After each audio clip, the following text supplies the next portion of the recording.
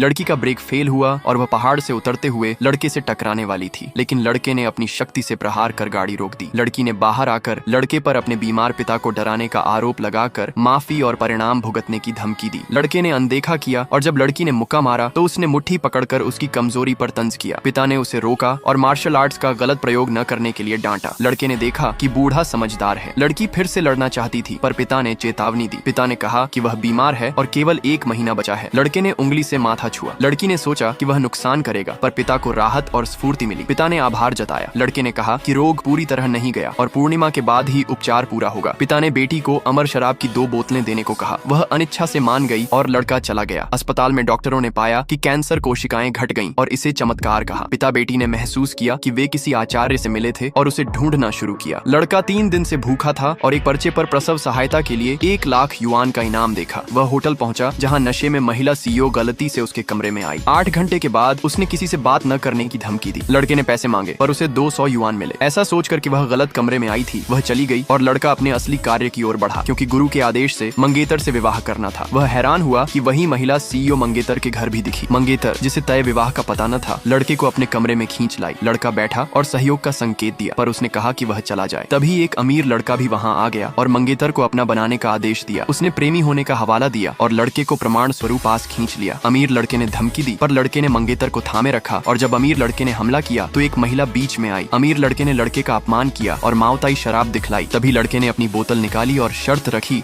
कि जिसकी शराब खराब निकलेगी उसका मालिक रेंग कर बाहर जाएगा। अमीर लड़के की शराब तगड़ी लगी, पर अमर शराब की सुगंध ने पिता को तरोताजा कर दिया। अमीर लड़के ने अनुबंध रद्द करने और कंपनी बर्बाद करने की धमकी दी। पिता बेटी घबरा गए, पर लड़के ने कहा कि एक कॉल से झेंग परिवार का समर्थन मिल सकता है। उन्होंने न माना और मंगेतर ने उसे पैसे देकर भगा दिया। पिता ने बताया कि लड़का उसका मंगेतर है जिसे गुरु ने तय किया था और उन्हें एक कमरे में रखा गया। उसने लड़के को फर्श पर सुला दिया। रात में पिता दूध लेकर आए तो लड़की घबराई और लड़के के बिस्तर में छिप गई, जिससे पिता लौट गए। हस्ताक्षर समारोह में लड़के ने चिंता देखी और झेंग कुलपति को फोन किया, जिसने अनुबंध और 10 अरब भेजे और बेटी से लड़के को जीतने का आग्रह किया। अमीर लड़के ने कहा कि अनुबंध तभी आगे बढ़ेगा जब मंगेतर उससे विवाह करेगी। पिता घुटनों पर बैठा, पर लड़के ने उसे उठाकर अनुबंध सुरक्षित बताया। अमीर लड़के ने लड़के का मजाक उड़ाया और उसे किसान कहा, लेकिन लड़के ने 2 उंगलियों से झटका देकर उसे धराशायी कर दिया। झेंग का महाप्रबंधक आया और उसने लड़के का सम्मान किया, बताकर कि वह उपकारी की रक्षा कर रहा था। अमीर लड़के ने लड़के की ग्रामीण पृष्ठभूमि के दस्तावेज दिखाए और धोखे का आरोप लगाया। महाप्रबंधक ने दंड पर विचार किया, पर लड़के ने चेतावनी दी कि झेंग की बेटी भी झुकेगी। तभी झेंग की बेटी अनुबंध लेकर आ गई। स्वामी खुश हुआ, पर लड़का शांत रहा और बोला कि वह स्वयं पर भरोसा करता है। महाप्रबंधक ने हिंसा का आदेश दिया, पर तभी अमीर लड़की ने आकर उसे फटकारा कि उसने पिता के रक्षक को हानि पहुंचाने की हिम्मत कैसे की। सब लोग सन्न रह गए।